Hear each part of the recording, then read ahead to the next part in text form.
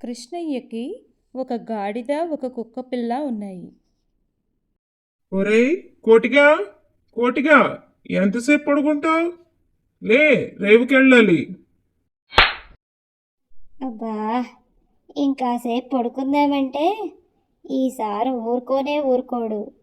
రోజు వచ్చి లేపేస్తాడు. హా. ఒరేయ్ కోటిగా లేరా, ఎంతసేపు? నీకు ఎందుకురా అంత బద్ధకం? లేచి పని చేసుకోవాలి కదా. ఇంకా లేవా ఏంటి? ఒరేయ్ కోటిగా, ఎంతసేపు పడుకుంటావురా? నేను చూడు పొద్దున్నే లేచిపోయాను. రాత్రంతా మేల్కొన్నా సరే చూసావా, పడుకుని లేచిపోయాను నేను. అబ్బా, మధ్యలో ఈ కిట్టుగాడు ఒకడు. ఈటి దెబ్బలు ఎక్కువైపోతున్నాయి మనకి. అవునరా, వాడిని చూసి గుర్తు తెచ్చుకో. పొద్దున్నే పిల్లలును గాడిదలు తిరుగుతుంటే సందడిగా ఉంటుంది. నేను ఎప్పుడు వినలేదు సార్. నేను విన్నా. మధ్యలో వీడేవాడు. నీ అంతరంగం నీ ఎన్నర్ వాయిస్. అబ్బో, వీడు కిట్టుగాడి కన్నా ప్రమాదం. నువ్వెవడు పోయి నా పర్మిషన్ లేకుండా మాట్లాడటానికి?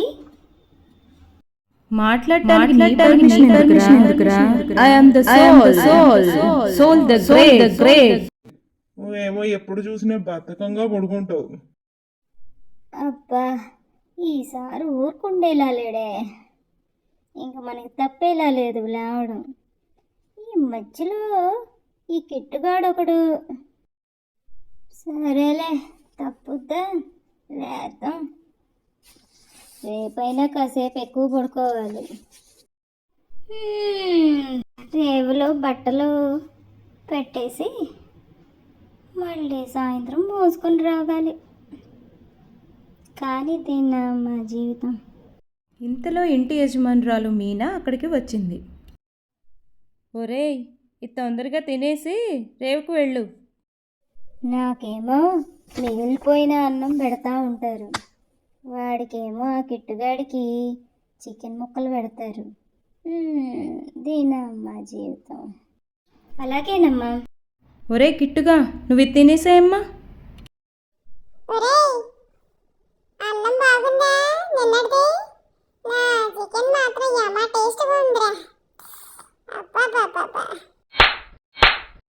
తినరా తిను, దేనికైనా పెట్టి పుట్టుండాలి. కిట్టుగాడిని కృష్ణయ్య చాలా ముద్దుగా చూసుకుంటాడు. పాపం కోటిగాడికి అది చూసి చాలా దుఃఖంగా ఉంటుంది. సరేనమ్మా. కోటిగాడు రేవుకి బట్టలు తీసుకుని వెళ్ళాడు.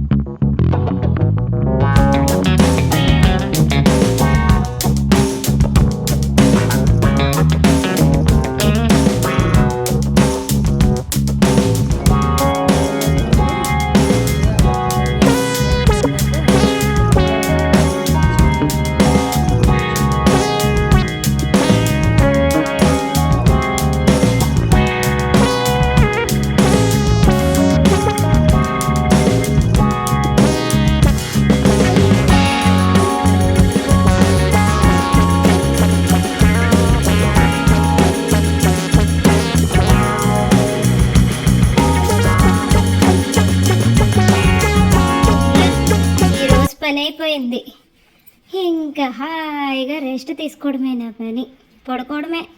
మీనా వచ్చి, అరే కోటిగా, చెప్పండి అమ్మగారు. సరుకుల షాప్లో వెచ్చాలు తీసుకురావాలి.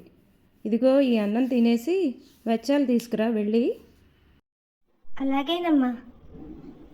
అయ్యో, మూలిగే నక్కపై వాత పడినట్టు ఇప్పుడు వచ్చి రెస్ట్ తీసుకుందామంటే మళ్ళీ ఇప్పుడు సరుకులకి వెళ్ళాలా? బాయ్. కోటిగాడు అన్నం తినేసి వెచ్చాలు తీసుకురావడానికి వెళ్ళి ఇంటికి వచ్చాడు.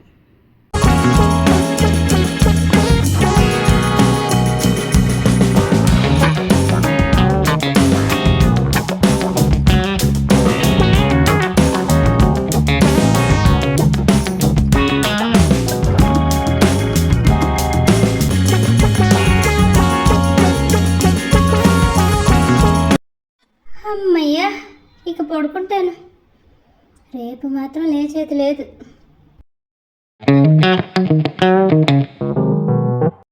అరే కోటిగా, కోటిగా అప్పుడే పడుకుని పోయావా? జమీందార్ గారి ఇంట్లో బట్టలు తీసుకురావాలి, వెళ్ళు. అప్పుడు మీనా అక్కడికి వచ్చింది. ఫోన్లేవయ్యా, పడుకొని రేపు తీసుకొస్తాడులే లేచి. ఇందాక సరుకులు కూడా తెచ్చాడు, బాగా అలసిపోయినట్టున్నాడు. పడుకొని రేపు పొద్దున్నే వెళ్ళి జమీందారు ఇంటికి వెళ్ళి తీసుకొస్తాడు. సరే. అమ్మయ్య, రక్షించారు అమ్మగారు. ఇక తెల్లవారింది. ఒరే కోటిగా, లేవరా, లేవాలి లేవాలి. ఈరోజు జమీందార్ గారి ఇంటి దగ్గర నుంచి బట్టలు తీసుకురావాలి. అసలు రాత్రి తీసుకురావాలి, బద్దకించేసావు. సర్లే మీ అమ్మగారు పడుకుంది అందని నేను ఊరుకున్నా. ఇంక లేవాలి, లేకపోతే లేట్ అయిపోతుంది. ఎండ బాగా పెరిగిపోతుంది. లేవాలి లేవాలి. అబ్బా, అప్పుడే తెల్లారిందా? ఇప్పుడు లేచి జమీందారు ఇంటికి వెళ్ళాలి. జమీందారు గారి ఇల్లు చాలా దూరం. ఇంకేం త్వరగా లే. వీడెవడు? నేను లోపల మనసులో అనుకుంటే మాట్లాడుతున్నాడు నాతో. వాడికి ఎలా అనిపించింది? ఎవరో బాబు తమరు మనసులో కూడా మాట్లాడుకునేవ్వకుండా? నీ ఆత్మని నాయనా. ఓ నువ్వా? చూడు, ఇప్పుడు మళ్ళీ చాలా దూరం వెళ్ళి రేవుకి వెళ్ళి అక్కడ బట్టలు పెట్టి మళ్ళీ సాయంత్రం రేవు నుంచి బట్టలు తీసుకురావాలి. నువ్వైనా చెప్పు. పోలే, బాడీ అన్న తగ్గుద్ది కొంచెం. బద్ధకం వదులుద్ది. నువ్వు ఆత్మవు కాదు, నా బాలిట ప్రేతాత్మవే.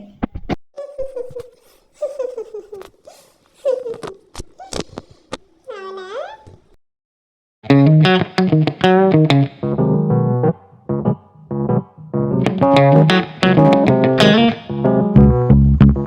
మా సారు ఆ కిట్టుగాడి కన్నా నువ్వే నన్ను ఎక్కువ తింటున్నావు.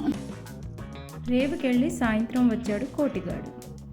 ఇక ఆ రోజు హాయిగా నిద్రపోయాడు. మరుసటి రోజు ఉదయం కిట్టుగాడు కృష్ణయ్యతో ఆడుకుంటున్నాడు. కృష్ణయ్య చుట్టూ తిరుగుతూ కృష్ణయ్య మీద ఎక్కి కూర్చొని ఆడుకుంటున్నాడు. ఇదంతా కోటిగాడు చూశాడు. అబ్బా, మన కిట్టుగాడు ఎంత బాగా ఆడుతున్నాడు అనుకున్నాడు. ఈలోపు కృష్ణయ్య లోపలికి వెళ్ళి ఒక గంట తర్వాత మళ్ళీ తిరిగి వచ్చి కుర్చీలో కూర్చున్నాడు. అప్పుడు కిట్టుగాడు పరిగెత్తుకుంటూ వచ్చి కృష్ణయ్య దగ్గరికి వెళ్ళి కృష్ణయ్య మీద కూర్చోడానికి ఎగురుతున్నాడు. ఎగిరి ఎగిరి లాస్ట్కి కృష్ణయ్య మీద కూర్చున్నాడు. కృష్ణయ్య కూడా ప్రేమతో దాన్ని చూడసాగాడు. అది చూసిన కోటిగాడు, నాకు తెలివితేటలు లేక గాని నేను కూడా కిట్టుగాడిలాగా ఉంటే మా సారు నన్ను కూడా ప్రేమగా చూసుకుంటాడు కదా, అప్పుడు పని చేయవలసిన అవసరం ఏమిటి? నేను కూడా కిట్టులాగా సారుతో ఆడుకుంటాను. అప్పుడు నాకు తాగడానికి తినడానికి మంచి భోజనం దొరుకుతుంది అనుకొని కోటిగాడు కూడా పరిగెత్తుకుంటూ వెళ్ళాడు. వెళ్ళి కృష్ణయ్య మీద ఎక్కడానికి 2 కాళ్ళు ఎత్తి ప్రయత్నించాడు. ఎంత వారిస్తున్నా ప్రయత్నం ఆపుకోకుండా ఎక్కి కూర్చున్నాడు. అంతే, కృష్ణయ్య ఒక్క తోపు తోశాడు. కింద పడింది కోటిగాడు. తరువాత ఏమిట్రా కోటిగా ఈ పనులు అని తిట్టాడు కృష్ణయ్య. కోటిగాడు బాధతో కిట్టుగాడితో ఇలా అన్నాడు, చూసావురా కిట్టు, నువ్వు వెళ్ళి పరిగెత్తుకుని వెళ్ళి ఒళ్ళో కూర్చుంటే నిన్నేమో ముద్దుగా చూస్తారు. అదే నేను పరిగెత్తుకెళ్ళి ఒళ్ళో కూర్చుంటే నన్ను తోసేసి తిట్టారు. చూసావా, ఇది నా పరిస్థితి. అదా నీ బాధ? ఒరే కోటిగా, ఈ వారంలో అంతటా వచ్చే బట్టలన్నీ రేపు నువ్వు తీసుకెళ్ళాలంట రేవుకి. అమ్మో, వారం అంతటా వచ్చే బట్టలే ఒక్కరోజునే మోయలేకపోతున్నాను. వారం అంతటా వచ్చే బట్టలు మోసానంటే ఇంకా ఒక్క నిమిషం కదలకపోవడం కాదు కదా, భూమికి ఇలా అంటుకుపోతాను. ఎలా మోయగలనురా నేను? కొంచెమన్నా ఆలోచించద్దా? మరి బరువు ఎక్కడా? నా బరువు ఎక్కడా? నీ బరువు నాకన్నా 5 ఇంతలు ఉంటుంది. నిన్ను ఎలా ఎక్కించుకోగలడు మన సారు? అవునరా, నువ్వు చెప్పేది నిజమే. కరెక్ట్. కానీ నిన్ను ఎంత ప్రేమగా చూసుకుంటారు, నన్నేమో అంత ప్రేమగా చూసుకో. ఒరే కోటిగా, ఇద్దరిని సమానంగానే చూసుకుంటారా? కాకపోతే నేను చిన్నోడిని కాబట్టి నన్ను మీరు ఎక్కించుకుంటారు. అలాగే నేను మాంసాహారం తింటాను కాబట్టి చికెన్ పెడుతున్నారు. ఒరే, నిన్ను ఏడ్పించడానికి నేను అలా చెప్తూ ఉంటాను. అంతేగాని నువ్వు కరెక్ట్గా అబ్జర్వ్ చేస్తే నీకే తెలుస్తుంది. ఏదో మిగిలిపోయిన అన్నం పెడుతున్నారని నిన్ను అలా ఏడ్పించడానికి అన్నాను. అయినా పొద్దున్నే లేవచ్చు కదరా, ఎందుకురా? నీ అంతలో నువ్వే లేస్తే అప్పుడు ఎంతో హాయిగా ఉంటుంది కదా. అందరూ లేపే వరకు ఎందుకు ఉండాలి? నేనేదో చెప్పట్లా, జస్ట్ సజెషన్ ఇస్తున్నా. కోటిగాడు ఆలోచనలో పడ్డాడు. మరుసటి రోజు ఉదయం, ఒరేయ్ కోటిగా లే, ప్రొద్దున్నే లేస్తానని మనసులో ప్రగల్భాలు పలికావు. లే ఇంకా ఇప్పటికైనా నీ గౌరవం దక్కించుకో, లేవయ్యా లే అనగానే కోటిగాడు లేచాడు. ఎవరు లేపారు నన్ను?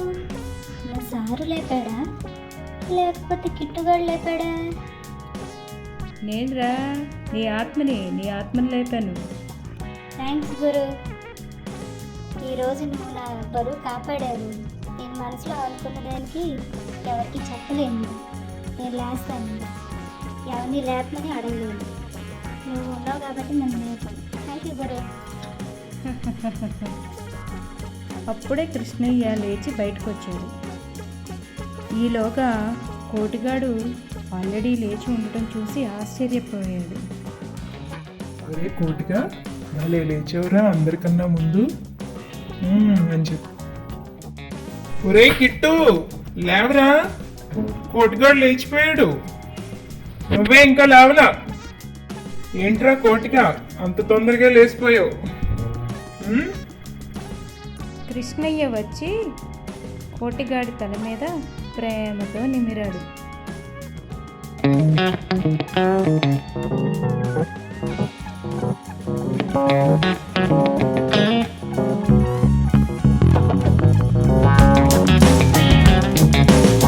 కోటిగాడి ఆనందానికి ఇక అవధులు లేవు. అబ్బా, మా సార్ నన్ను ఎంత ప్రేమగా చూసుకుంటాడు. అప్పుడే ఎందుకు లేచావురా? ఇంకా చాలా టైం ఉంది కదా, పాపం పడుకోవాల్సిందిగా. రోజు నేను లేపేస్తున్నాను, తప్పట్లేదురా, రేవుకి వెళ్ళాలి కదా, ఈరోజు పడుకో ఇంకా. లేదు సారు, చాలు, ఇంక పడుకోను. ఈలోగా కిట్టుగాడు, ఒరేయ్ కోటిగా, లేచిపోయావా? భలే భలే భలే భలే, హే!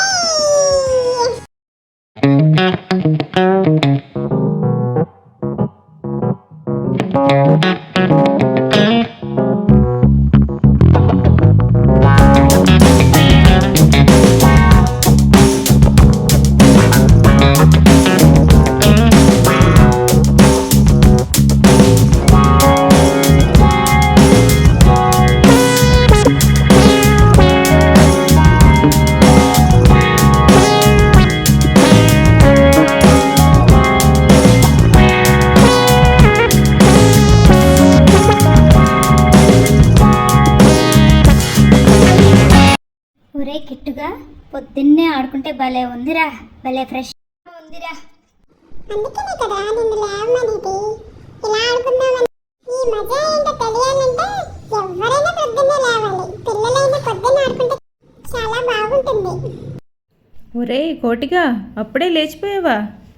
అబ్బో, ఒరే నిద్ర చాలదురా, కాసేపు పడుకోవాల్సింది. లేదమ్మ గారు, ఇదే బాగుంది. ఒరే కోటిగా, వీళ్ళేంట్రా అందరూ పడుకో అని చంపుకు తింటారు. ఏం చేసినా తప్పే పడుతున్నారేంట్రా వీళ్ళు? లేవకపోతే లమ్మంటారు, లేస్తేనేమో పడుకోమంటారు.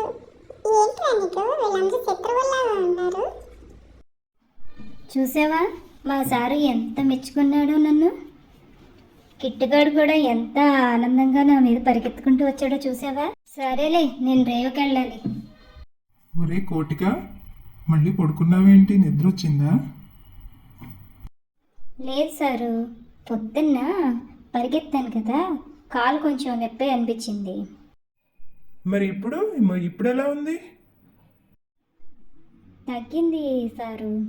ఒరే, నీ అంతటా నువ్వు రేవుకి వెళ్దాం అంటే నాకు ఎంత ఉత్సాహంగా అనిపించిందంటే చాలా హ్యాపీగా అనిపించిందిరా. అవునా సారు?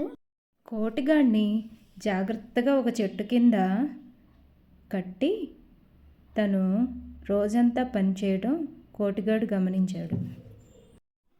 నేను ఎప్పుడూ గమనించలేదు కానీ నాదేముంది, పొద్దున్న ఒకసారి మోసుకొస్తే మా సారు నన్ను ఎంత దూరమన్నా తీసుకెళ్ళి చక్కగా నీడలో చూసి నన్ను అక్కడ వదులుతాడు. పాపం మా సారు రోజంతా ఎండలో బట్టలు తూతాడు. నా పని చాలా ఈజీ. ఒకసారి పొద్దున్న మోసుకురావడం, మళ్ళీ సాయంత్రం వెళ్ళటం. నేనే సరిగ్గా అర్థం చేసుకోలేదు మా సార్ని. ఆ రోజు సాయంత్రం మీనా ఏదో వంట చేస్తుంది. చాలాసేపు ఏదో ఉడికిస్తుంది. అది చూసిన కృష్ణయ్య, ఏంటి చాలాసేపు ఉడికిస్తున్నావు? మొత్తం కట్టెలన్నీ ఈ వంటకానికి అవజేసేసేలా ఉన్నావు. అదేం లేదు, మన కోటిగాడికి ఉలవలు ఉడకపెడుతున్నాను. ఓహో, సరే. ఇదంతా కిటికీలోంచి విన్న కోటిగాడు, మా అమ్మగారు ఎప్పుడు నాకు ఫ్రెష్ ఫుడ్డే పెడతారనమాట అని అర్థమైంది. మరుసటి రోజు ఉదయం కృష్ణయ్య రేవుకెళ్లకుండా కోటిగాడికి ఉలువలు తేవడానికి పట్నం వెళ్ళాడు. మీనా ఇంకో వారం వస్తాయి ఉలువలు అన్నా సరే గబగబా బయలుదేరిపోయారు. ఇంటి దగ్గరే ఉన్న కోటిగాడు రోజంతా మీనా పని చేయడం చూశాడు. ఆమె ఒక్క నిమిషం కూడా తీరిక లేకుండా పని చేస్తానే ఉంది.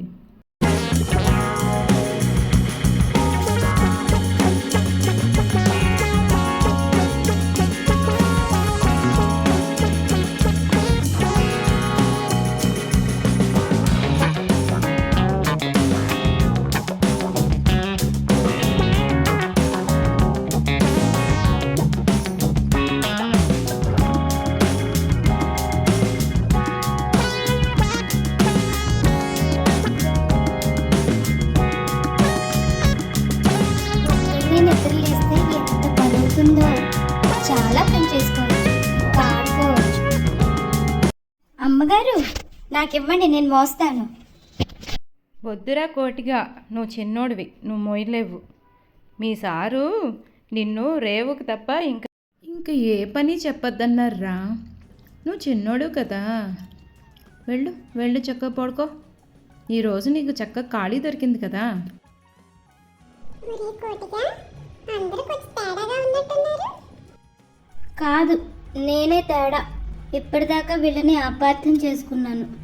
వీళ్ళందరూ మంచివాళ్లే.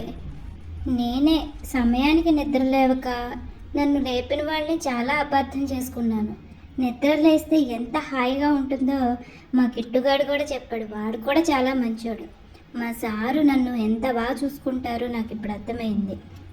అలాగే మా అమ్మగారు కూడా అప్పటికప్పుడు కుక్కిళ్ళు ఉడకపెట్టి, అన్నం ఉడకపెట్టి చల్లార్చి, వేడివేడిగా ఉంటే నేను తినలేనని నాకు చక్కగా చల్లార్చి పెట్టుద్ది ఆవిడ. కానీ నేనే అపార్థం చేసుకున్నాను. మరి కిట్టుగాడి సంగతి ఏంట్రా? కిట్టుగాడిని కూడా అపార్థం చేసుకున్నాను. వాడేదో నన్ను దెప్ప పొడుస్తున్నాడు అనుకున్నాను, కానీ పొద్దున్నే లేస్తే మనిద్దరం ఆడుకోవచ్చని వాడి ఆలోచన. నాతో సరదాగా ఉండటం చాలా ఇష్టం వాడికి. నేనే వీళ్ళందరినీ అర్థం చేసుకోలేదు. అదేంటి, నా ఆత్మవి ఇలా దేవతలాగా అయిపోయావేంటి? కోటి, ఇప్పటి వరకు నువ్వు నీ అంతరంగం మాట వెనుక అందరినీ నువ్వు శత్రువుల్లాగానే చూసావు. వాళ్ళందరూ నీకేదో అన్యాయం చేస్తున్నట్టు నువ్వు భావించావు. కానీ చూడు, ఒక్కసారి నీ దృష్టికోణం మార్చుకొని అందరినీ నిజ దృష్టితో చూసేసరికి అందరూ నీకు మిత్రుల్లాగా కనిపిస్తున్నారు. అప్పటిదాకా నా సలహా నీకు రుచించలేదు. నేను నీకు ప్రయత్నాత్మలా కనిపించాను. ఒక్కసారి నిజం తెలుసుకున్నాక నేను నీకు దేవతలా కనిపిస్తున్నాను. కోటి, స్వర్గం నరకం ఎక్కడో లేదు. స్వర్గం అంటే నువ్వు చేసే పని ఆనందంగా చేయడమే స్వర్గం. నువ్వు చేసే పని భారంగా బరువుగా చేయడమే నరకం. ఇక నీకు ముందున్నదంతా స్వర్గమే. శుభం భవతు. For more interesting stories, like, share and subscribe to Magic Tales. Bye guys!